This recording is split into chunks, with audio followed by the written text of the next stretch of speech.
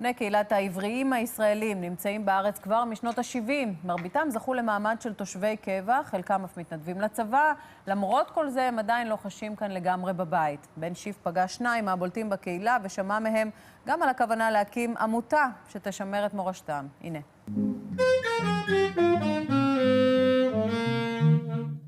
רוב הסיכויים שהשם אבשלום בן שלמה לא אומר לכם כלום. אבל בקרב קהילת חובבי הג'אז בעולם הוא נחשב לווירטואוז של ממש.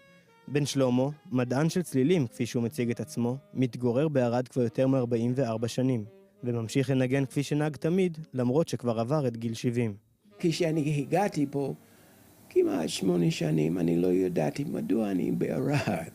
לאט לאט זה מתחיל להיגלות לי.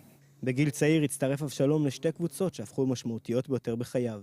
העבריים הישראלים שמקיימים את מצוות התורה לפי פרשנות מיוחדת, בלי לראות עצמם כיהודים, וקבוצת המוזיקאים הרדיקליים ששינו את פני המוזיקה בשנות ה-60 של המאה ה-20. אני לא הרגשתי שרציתי לחיות יותר בארצות הברית. היה יותר מדי רצח, סמים וכל דבר שלילי. נהוג לחשוב שקהילת העבריים התיישבה לראשונה בדימונה, אך מתברר שזה לא מדויק.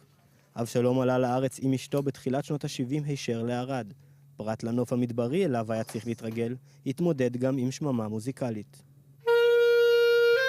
וכדי להקל על ההתאקלמות שלו בארץ חדשה, הקים אבשלום יחד עם חבריו את להקת שליחי הנשמה. הסגנון המוזיקלי החדש שהביא משיקגו לא מצא חן בתחילה באוזני המקומיים, אך למרות זאת הוא המשיך ליצור ולהופיע. אם אני מסתכל ספציפית על אבשלום, אז יש לו הרבה מה ללמד. מהניסיון שלו ומהידע שלו ומהשפה שלו. כשבן אדם מנגן ג'אז, זה הולך איתו, זה מה שיש לו, זה הניחוח שלו.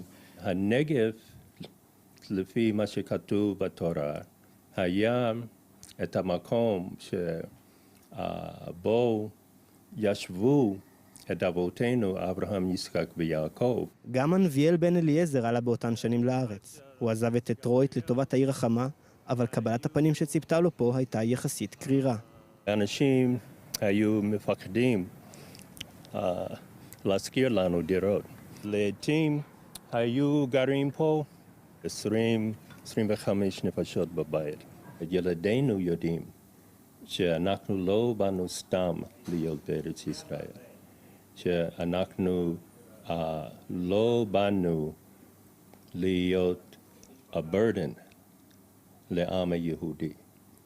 באנו לעזור, ויש לנו מה לתרום.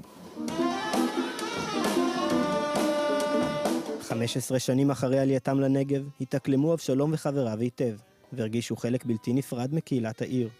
הם הופיעו על במות הפסטיבל ערד, והיוו חלק בלתי נפרד מהצלחתו, עד שהופסק בגלל האסון. היינו ממש מעורבים הרבה, הבנות, הבנים, היינו עושים צמוד, היינו מוקרים, היינו חלק הפסטיבל עצמה. ואחרי שזה נדרדר, אז הפסיקו, ואחר כך הם סירבו לעשות מה שאיתנו. בקהילת העבריים מרגישים שהבירה התרבותית שלהם היא ערד. כעת, שהפסטיבל כבר לא שם דבר כפי שהיה, החליט הנביאל להקים עמותה בשם עליית השחר, במטרה להעלות את המודעות לבני הקהילה. יש עדיין אנשים בישראל שקוראים לנו ככושים. למרות שאנחנו כאן בישראל כמעט 50 שנה. רובנו יש מעמד תושב קבע, אבל יש לחלק קטן אזרחות, ועובדים להגדיל את המספר הזה. העמותה מתכוונת גם להקים בעיר מוזיאון מורשת, לארגן כנסים ומופעים, והכל בכדי להביא ולשמר בתודעה הישראלית את הקבוצה הקטנה הזו. לעשות יותר פסטיבלים, יותר ערב של מוזיקה קיובית. אנו בעד העם, ורוצים תמיד לעשות משהו קיובי. זה חלקנו, לתרום משהו קיובי. בן שלמה בטוח שמוזיקה יכולה לחבר גם בין הקהילה שבארץ הקודש לאחות הגדולה ארצות הברית, אותה השאיר מאחור. הוא יצר קשר עם הקונסולית הישראלית בשיקגו שהבטיחה לסייע. היא אמרה שהיא מוכנה לעזור, להביא נגנים מישראל לשיקגו ולהביא אומנים משיקגו לישראל. אז אנו רוצים להגשים את זה דווקא לערד.